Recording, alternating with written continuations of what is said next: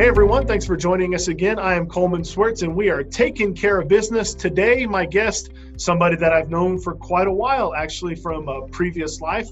We're joined by Mr. Joe Terrell, former anchor, now news director at KLTV Channel 7 in Tyler, Longview, Lufkin, Nacogdoches, basically the entire East Texas market. And we are talking today just how things have changed from the media standpoint, given the events of the last couple months. So Joe, virtual high five. Thanks for joining us. Good to see you again, Coleman. Hey, take me back to say March 1st. What's been the biggest changes you've seen from the media sector in the last 2 or 3 months covering COVID-19? Everything just seems so different now. Well, the coverage is certainly concentrated. Excuse me. The coverage is certainly concentrated to covering what I'm telling our folks is probably the biggest story they'll ever cover. You get maybe over a career, I've done this for 30 years, you get maybe 4 or 5 stories that are big, like landmark stories that you will mark as the different points in your career. This one is probably the biggest. I mean, for me, for 30 years, this is a big story. So it is for a lot of our folks, and in the market size that we are, sometimes we get folks that are just starting out, and so it's kind of like being in the NFL and winning a Super Bowl your rookie year. This isn't going to happen forever, right? You may only get one, not, right? Right, that's true. But this may be the biggest story you ever cover. So we're really encouraging our people to give it all they've got, because it is quite likely that over a 30, 40-year career, you may not get a story that's this important that people are so in tune to. So it's pretty much we've turned over the whole operation to covering this. Our folks are affected by it, so we've made some, and maybe we can talk about this later. We've made some pretty dramatic changes to how we staff, and because we were seen as an essential service, and we had to do some things to make sure that we deliver a newscast every day, regardless of the very real possibility that as human beings like everybody else, we're directly affected by this too. So it's been, I think most big stories, as I think back over my career that I've covered, that they're also affecting you at the same time. You know what I mean? So not only are they affecting so many people, they're affecting you personally. So there's kind of that balance, that work-life balance that you have to make sure your folks are aware of. Well, and one of the tricky parts about this, and maybe tricky is not the word, is like this isn't just regionalized to East Texas or even the state of Texas, or it's national. So how do you prioritize? You're the boss, you're the news director. How do you prioritize, okay, is it a national, state, or is it a local thing? And how do you prioritize which one on any given day is the most important thing we need to tell people? Because what's happening here is not happening in other parts of Texas, in other parts of the country, or even the world. How do you prioritize, okay, what's most important today? Well, I think, for us to recover as a society and to look out for the human beings and look out for the economy secondarily, the most important thing that as I look at our civic duty as an organization right now, is this idea of making people understand exactly where we are as East Texas communities in the effort to flatten the curve. If you watch my newscast, you will see every night,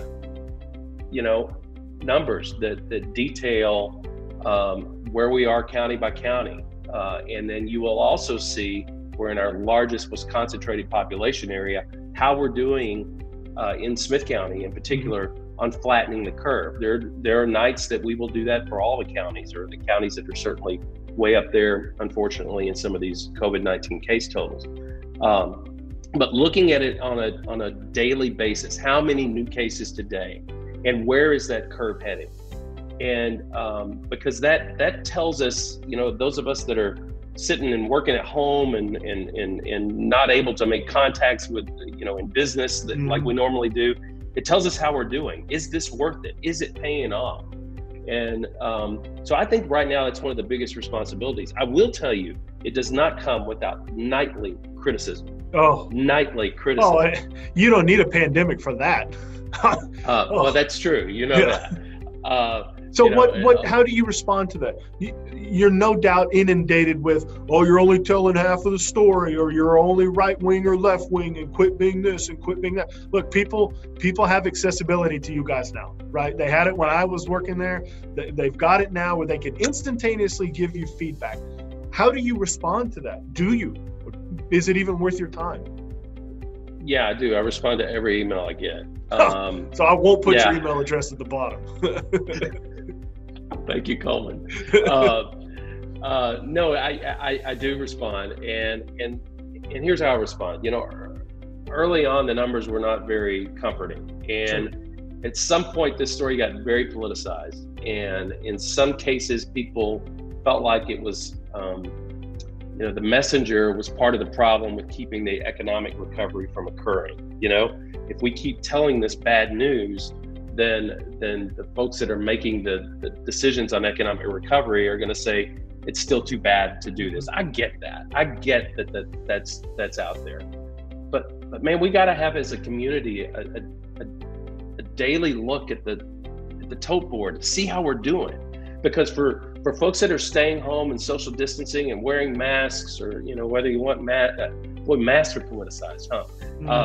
Whatever you want to do to try to help curb this, you want to see that it's paying off, or we want to see what happens once we start reopening, because ultimately the most important thing is the lives of the people that live here, and so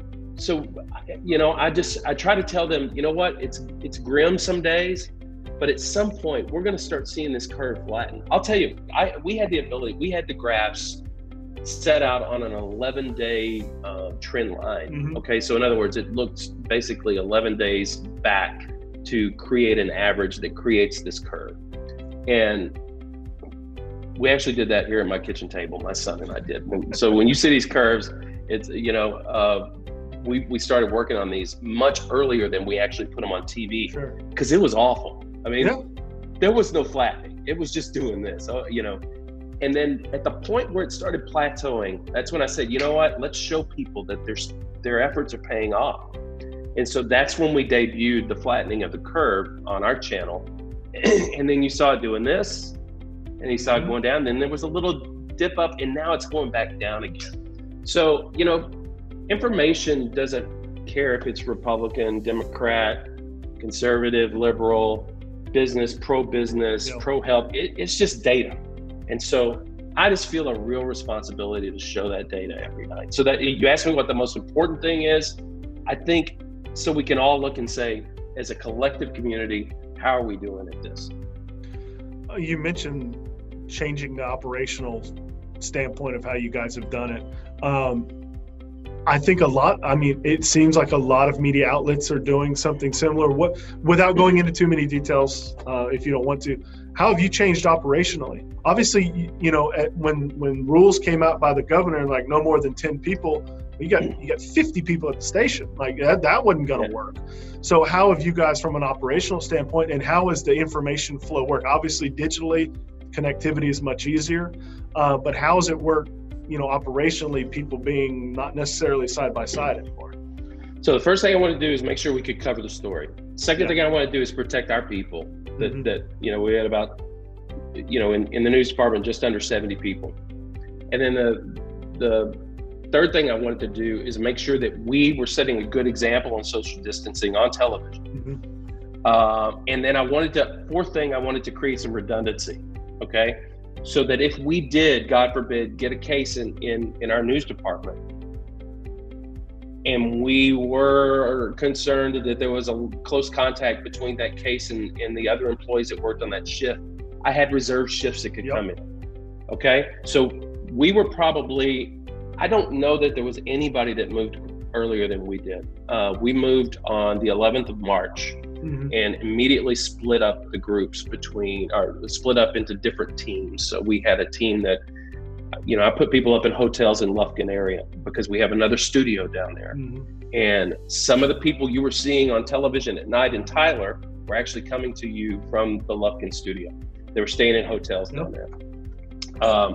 We had another group that stayed in Tyler, and we had another group that stayed in Tyler that actually was working in, we have a very large building. If you've seen it ever, you know, it's pretty big. There's actually lots of room in there. So we moved them to different locations.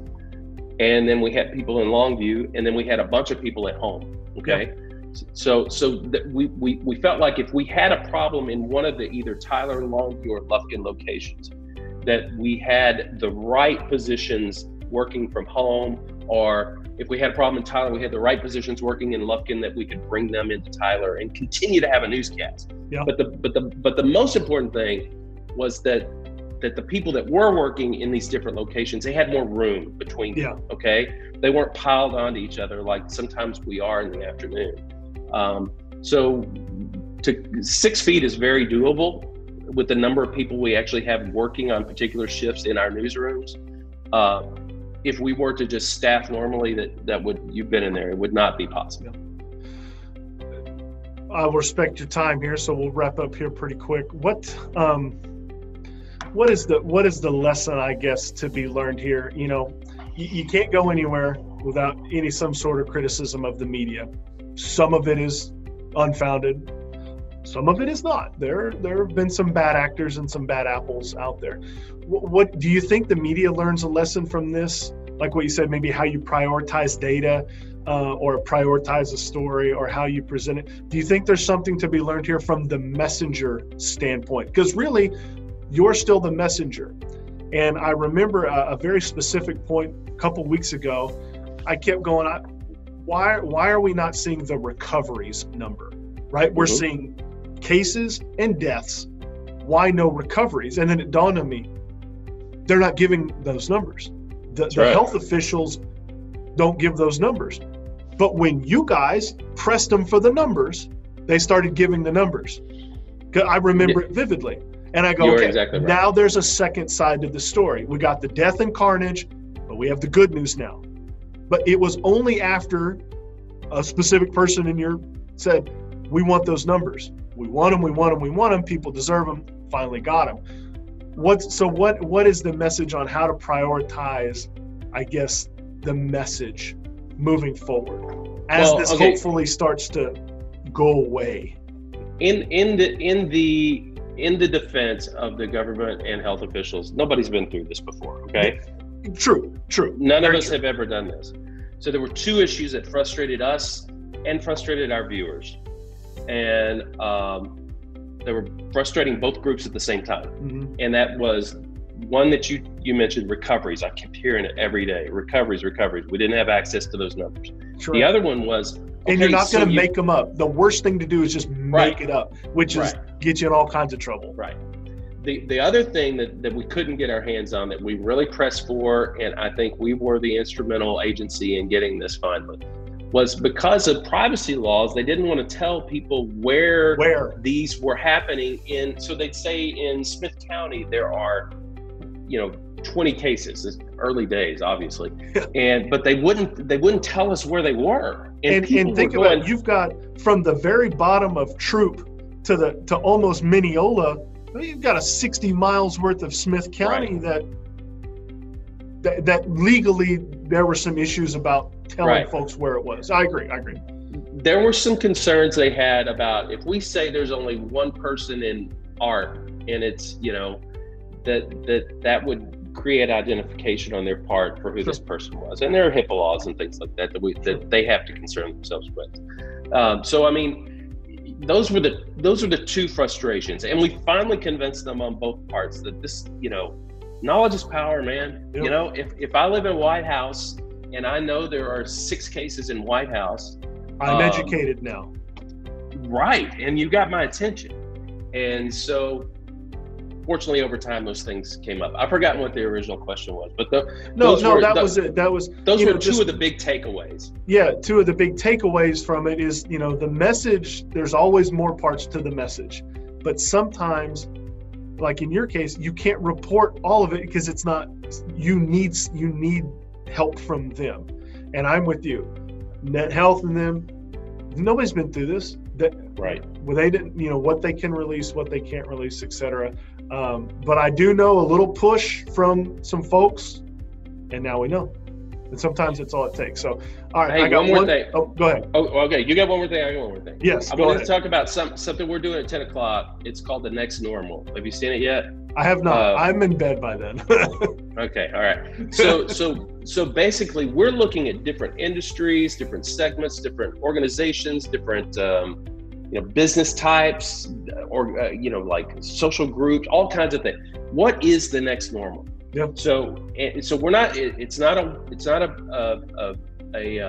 a piece where people talk about the problem. This is where people talk about, this is how I'm trying to put my business back together. Correct.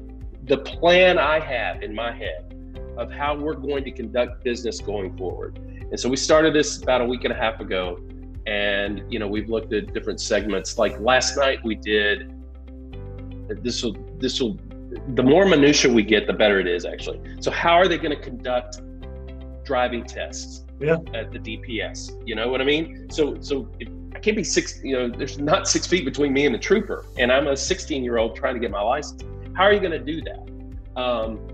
We've done gyms.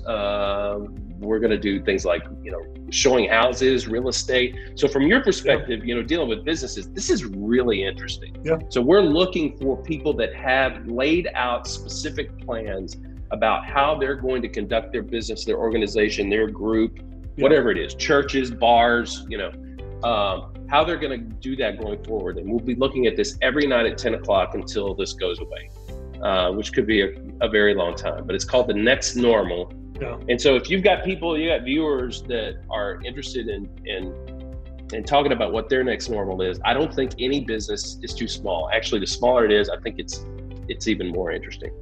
So I want to throw that out there to you guys. Okay. All right. Final question. Got? This is the hard one.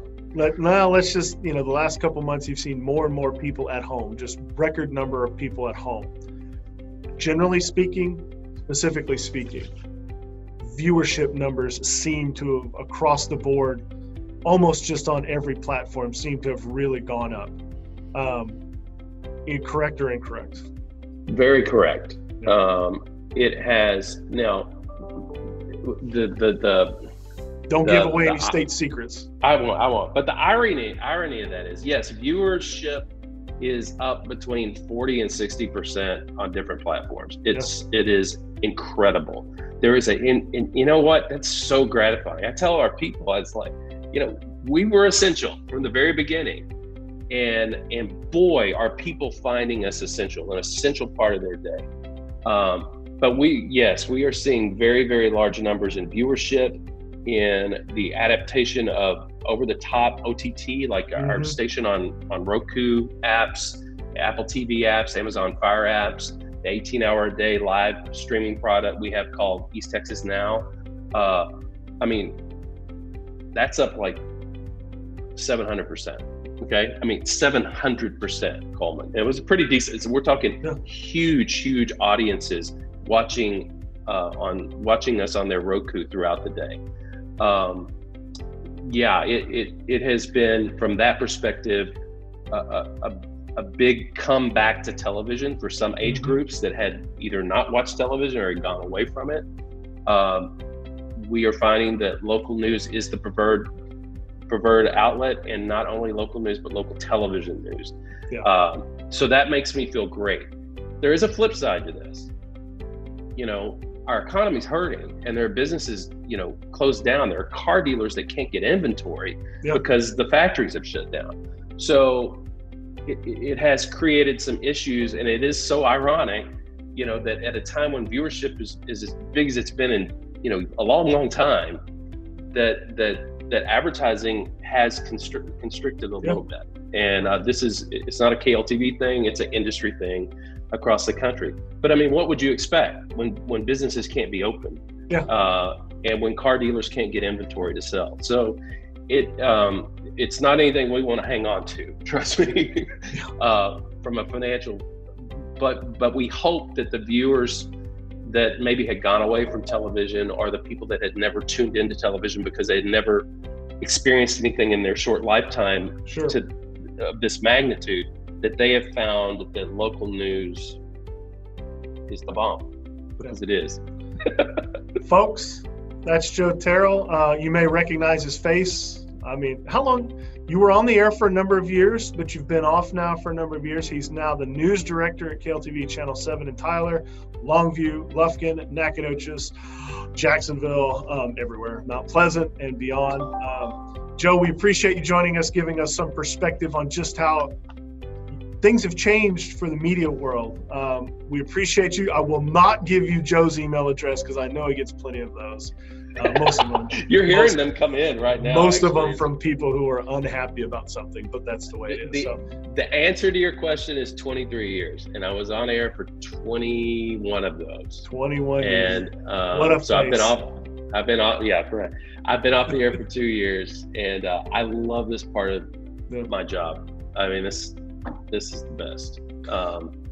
But anyway, it's good to talk to you, man. Yeah, I appreciate it. Thanks for joining us and giving us some insight. Folks, that's Joe Terrell. Round of applause. This episode is over.